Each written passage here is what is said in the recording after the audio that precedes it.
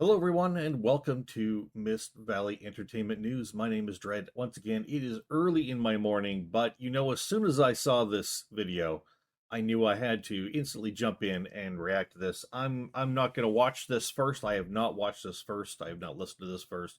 We're just going to give a honest reaction to what we see and hear here. So this is by Rubicon, and once again, the video will be linked down below in the description. You want to check out the original video, please go ahead and do it.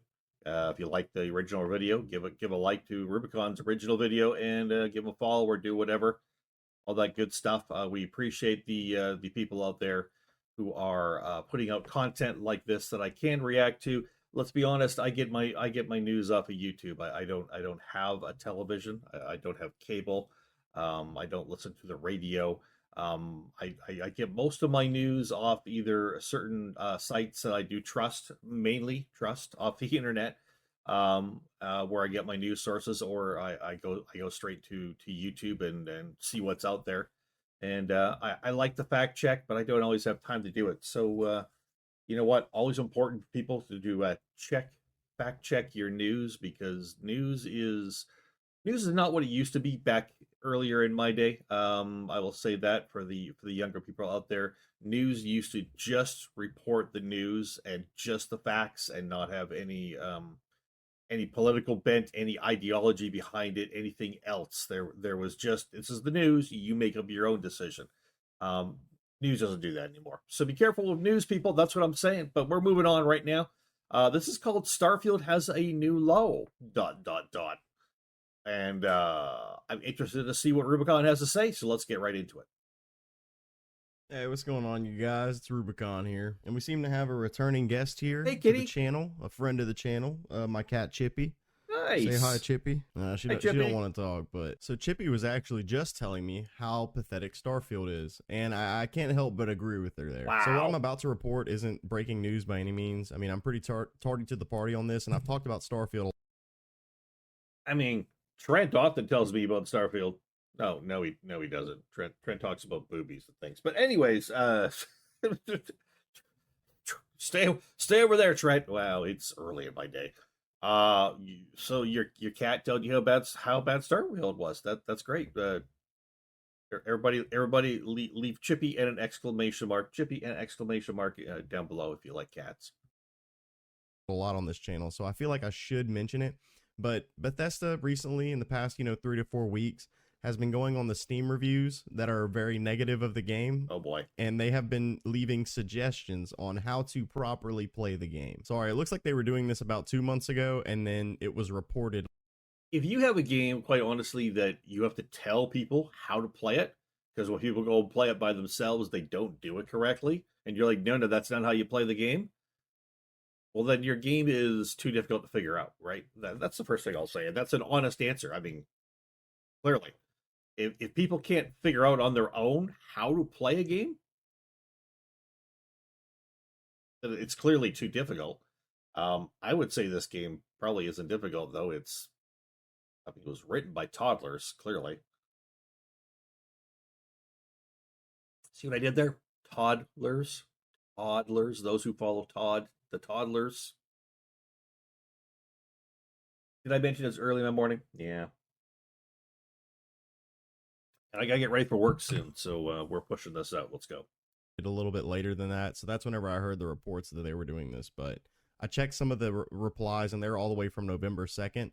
But that's not the main point of this video. That's just a little gag that I wanted to put in there to just show how desperate these guys are, how much their player numbers have dipped. That's going to be the main point of the video, is the dip in player numbers that Starfield has been experiencing. But anyway, I thought it would also be fun to kind of read through a few of those reviews and give my take on them a little bit, because as you guys know, I got some pretty hot takes about Starfield. Well, I guess they're not really hot takes, considering most people would agree with me on this, but this is coming from, as I've already said, a former fan of Bethesda. I got corrected a lot in that last video, people talking about, Bethesda's really only made a couple of good games, and to that I somewhat do agree, but we're going to look at them regardless. Greetings. Thank you for taking the time to leave a review for Starfield. We are sorry that you do not like landing on different planets and are finding many of them empty. We're sorry you don't like landing on planets. We recognize this is like the main thing you do in the game is loading screen to a planet and loading screen down onto the planet after some more loading screens. And we're sorry that when you get to the planet, there's not really anything there. By the way, it's your fault. You should enjoy the game anyways. Some of Starfield's planets are meant to be empty by design, but All that's of them? not boring. When the astronauts went to the moon, there was nothing there. They certainly weren't bored.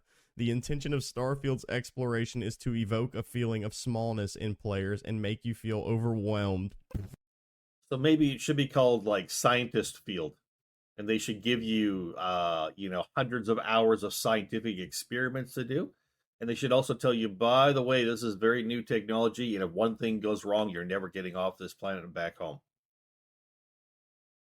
You have like a sense of fear and dread, fear and dread throughout the whole thing. And you should be able to do what for us would probably be boring, but for scientists might be pretty exciting.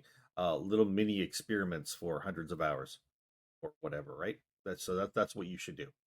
And they should call it Scientist Field. Stupid. You can continue to explore and find worlds that do have resources you need or hidden outposts to look through. Oh my god. Translation: the game isn't boring. Please, oh please God, don't think the game is boring, please. It's just so absolutely wild to compare a video game to the actual first time we landed on the moon. That's absolutely wild. And the Bethesda fanboys, and I'm going to call them that. I'm not going to refer to, any derogatory Xbox or PlayStation names here. By the way, I'm still planning on some point doing a video on console wars and how stupid console wars is. The two sides fighting with each other and all that shit. But honestly, it's just, let's just listen. And it's a very bold move by Bethesda here. It's just crazy, man. To compare the actual feeling of weightlessness to actually step on the moon for the first time. Nobody else had ever done it before. To compare that to what you'd experience through a video game. Oh, pretty arrogant, man. It really is. It's a bold move. Here's another one. A player with 76.5 hours on record says, the story is as generic as it gets and the gameplay gets boring. I wish there was a reason to even bother exploring planets and building outposts. Everything is fun until you do it once. Then it's all repeating. Soulless. Okay, what I wanted to say before was I believe, the Bethesda fanboys will jump on with that last comment and say, yeah, that's right. It is just like the moon landed. It's not boring. The planets were meant to be barren. It's all good. They're honestly going to think that barren planets, procedurally generated barren planets, and massive amounts of loading screens are a good thing. Like, who would think that, who's in their right mind, honestly? Who would think that? Who?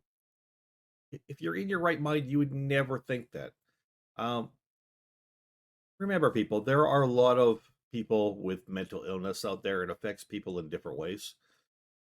Sometimes it affects people by them becoming these fans, these fanatics, where they act fanatical and crazy about something. And thus are the defenders of Starfield. Chore. Pretty accurate. They respond by saying, thank you for taking the time to leave a review for Starfield. You can fly, you can shoot, you can mine, you can loot. Starfield is an RPG with hundreds of hours of quests to complete and characters to meet. Most quests will also vary on your character's skills and decisions, massively changing the outcome of your playthrough. Try creating different characters with backgrounds and characteristics that clash or are a positive of your previous character. You will feel like you are playing a totally different game. Put points in different skills from a character you previously created, and you are now faced with completely different decisions to make and difficulties to encounter. That's completely cope and absolutely a lie, okay? It is a lie. That your different skills only affect certain little dialogue options that you can have during the game, and very, very rarely do they ever... Wait a second, I want to see that dialogue there. Wait a second. Something caught my eye with that dialogue. Okay. So here are your options in this case.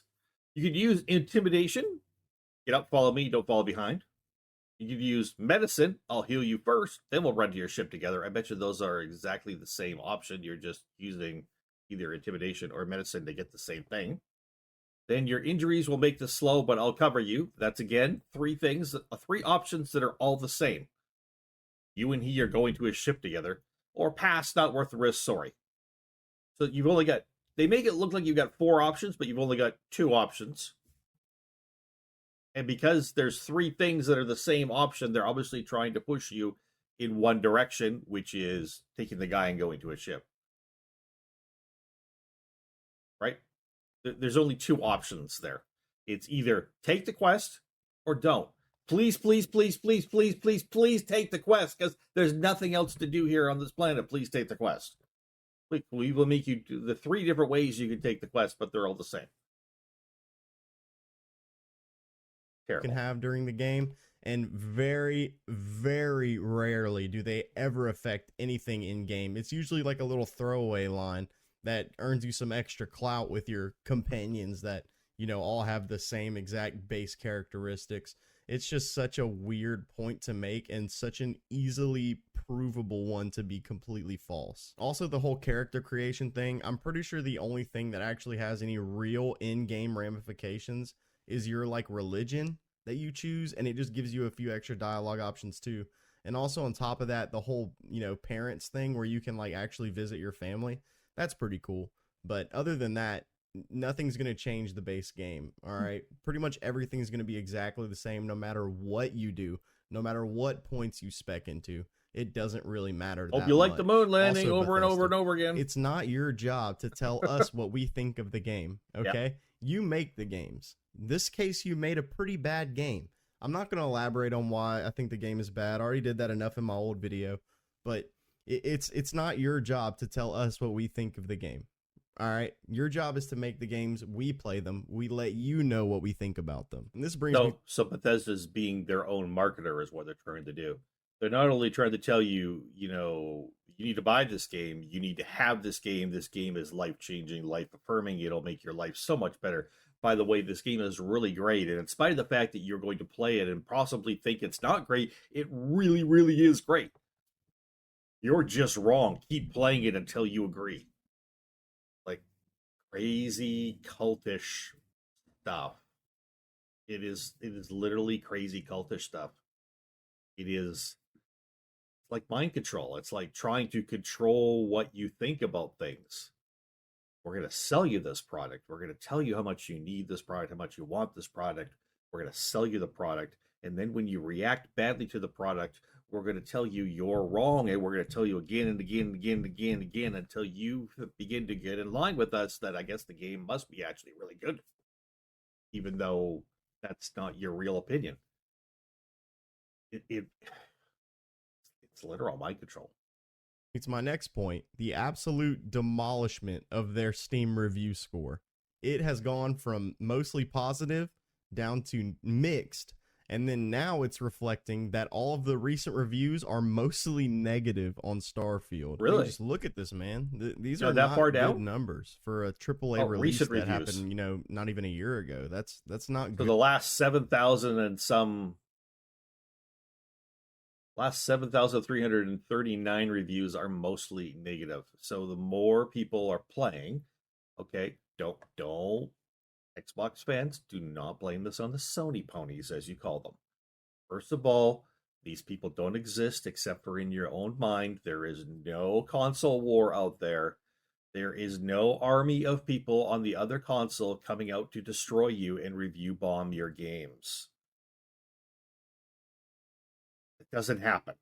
It does not happen, or at least in any great numbers, okay? It's a fictitious war where you've got something wrong with your brain if you think that's actually happening. And I'm not just talking about Starfield, I'm talking about anything on any console. That just doesn't happen. Second of all, like look at this, like mostly negative. I mean, the longer people play this game, the longer the game's been out, the more and more people are realizing, wow, after I got over the initial hype of buying this game, it's a Bethesda game, it's a AAA studio. It's, they're known for their RPGs, and after they play it more and more, they're like, ugh, the hype goes away, and they're like, why am I playing this? And then they begin to realize, oh, all the stuff I've been ignoring, now it's coming up in my brain, and I'm like, oh, I can't ignore this any longer. My review is going to be negative. Very interesting. Um, things kind of adjust to the means at some point, right? At some point, things adjust to the means, and the means are mixed. You get all the people at the beginning were mainly great reviews because it's new. People are excited. People are hyped, but everything comes back to the mean after a while because we got mostly negative, and it wasn't mostly negative earlier when this was mixed. It was maybe negative or something here, so it's even gone more. I don't know if it's enough to drag it out down from mixed or not. Probably not, but you get the idea. It's coming back to where it should be. It's just taken a while. It's taken a while, but I believe mixed is a proper customer review for this game based on everything I've seen and heard. Not even a year ago. That's not good at all. I mean, just look at these reviews. I picked out some of the funny ones. Best game of 2006. Bethesda Fast Travel Simulator 2023. Born too late to explore Earth. Born too soon to explore the galaxy. Born just in time to be gaslit by Todd. Yep. This very true in all those. I don't know about you guys, but I remember a time whenever Todd Howard was pretty much hailed as like the second coming of Christ by all of the Bethesda fans in the world. And all I have to say is like how the mighty have fallen. Slick Todd. You can argue with me that he's been bad from the start or whatever, but I mean, really, you could see a complete market fall off from him becoming one of the most loved people in the gaming industry and respected to the release of Fallout 76.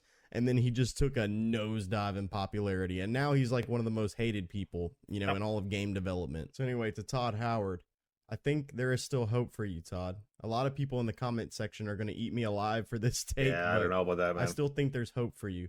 I still remember that little nerd of the chess club who money said, changes people. Now I'm making video games. Take that.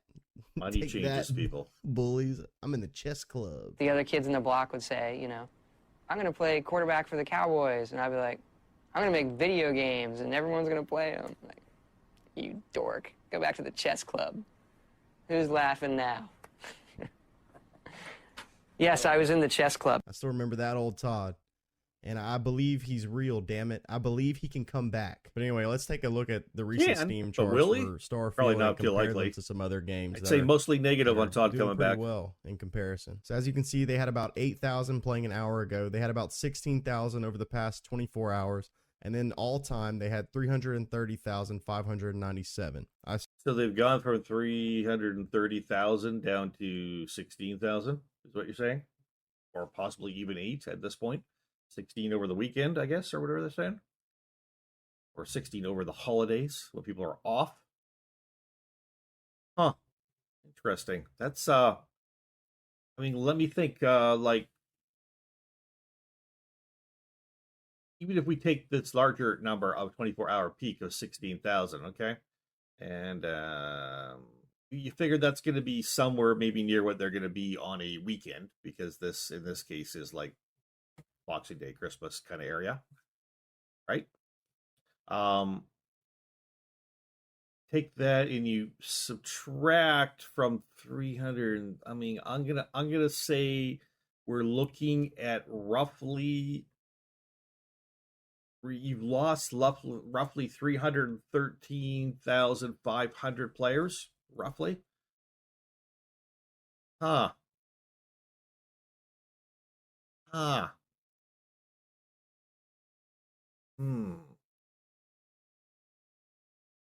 Your last 30 days, your average number of players, 13,000. In November, your average numbers of players were 20,000. In October, there were 48. In September, when the game came out,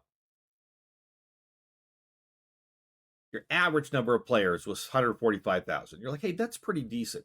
Your peak players were 330,000. So you had 330,000 people after the game launch playing the game. And within that first month, it dropped off so dramatically in the first month that your average number of players playing is less than half that number. Okay, that's the first drop. That's in the first month. That is a massive, massive drop. That tells me a lot of people played it and stopped playing it pretty damn quick. Okay, I mean, and I mean quick relative first couple weeks. Okay. Now your drop from September to October is 66.61% drop from 145,000 to 48. You basically lost almost 100,000 people right there again. Your drop from October to November is 58.33% from 48,000 to 20,000 average.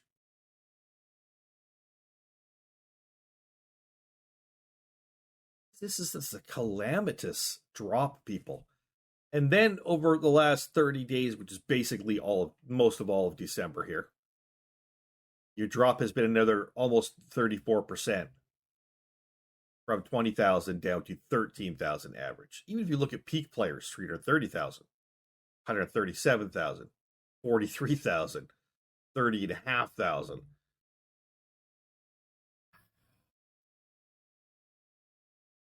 Please don't let anyone tell you this game is alive and kicking. This is a dead game by a dead company. It is what it is. It is Starfield. It is Starfield. Yes, they made money. Clearly, they made money, but remember, a lot of those people already had Game Pass and basically got the game for free just for the price of their Game Pass. So, as far as making money, yes, they made money. They did not make as much money as they would have if they hadn't released on Game Pass, though, and that's why Bethesda is going to be coming for more of your money with mods, with paid mods. And trust me, paid mods are eventually going to be the only way you can mod. Trust me. Not right the second it's not going to be. Not right as it launches and everything, but it will eventually force you to no longer be able to mod yourself with unpaid mods. It is coming. Assume that was upon release. If you look right here, the last 30 days, they've lost about 7,000 players. November, they lost 30,000 players. And in October, they lost 100,000 players, and the percentages are just absolutely terrible. Now, let's compare this to Baldur's Gate 3. And you can attribute a little bit of this to them recently winning Game of the Year. Yeah. But, it's the numbers here. This will be very interesting. So, an hour ago, they all-time peak, 875,000. Ooh, that's not quite 3 times, but much more than double what Bethesda was doing for an all-time. They were 330. The double would be 660. Yeah, they're about 200 and I don't know, maybe 260% more. Last 24 hours, 188,000 people playing. And remember, Baldur's Gate came out like the month before before Starfield 2. It's not a newer game. It's actually an older game. Yes, they won Game of the Year, which attracted more people. Yes, that's true. Well, Big Starfield had every chance to win Game of the Year too for a loading screen simulator, right? There's not that category though. They got jobbed. They got Steve jobbed. I don't know, man. They got. It's just that's unfair. I mean, clearly Baldur's Gate 3 and Larian bought off all the judges, right? Right? Because that's what a sane person thinks. 188,000 people, and Bethesda had I don't even remember, but it was really, really low. 16,000, wasn't it? Yes, yeah, that's this is significantly over 10 times more. Playing an hour ago, 108,000. There's still so many people playing this game. That is amazing. That is well done, Larian. Well done. Even if you don't like the game, you got to admit, Larian Studios did a bang up job with that. They had 108,000 people playing. Over a 24-hour peak, they had 188,000. and an all-time peak of That 875,343 is GOTY. players. That is game of the year. That is Look at those crazy. numbers. It's That's why. an insane difference to look at.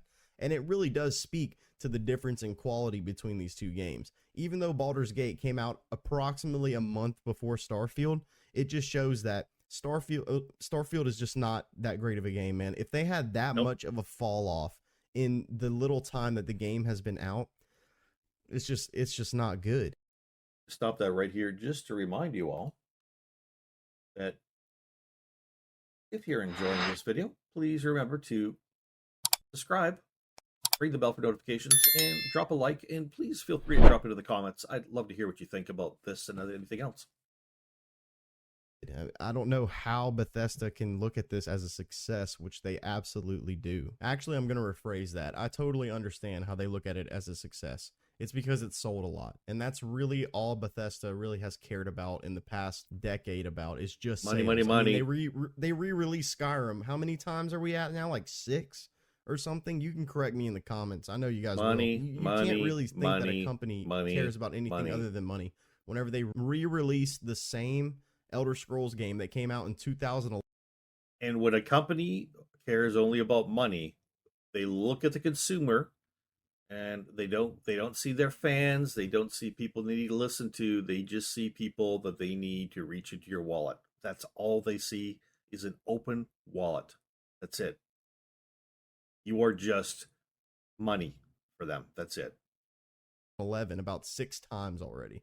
It's insanity. Yeah, but anyway, I thought I'd hit you guys with some up-to-date statistics and everything. And I know it's Spencer complains about Starfield monthly video, but I mean it's really just it's a fun game to complain about, and I actually enjoy making content about how bad Starfield is because I just kind of want to spread the word about how Bethesda is very much misleading everybody.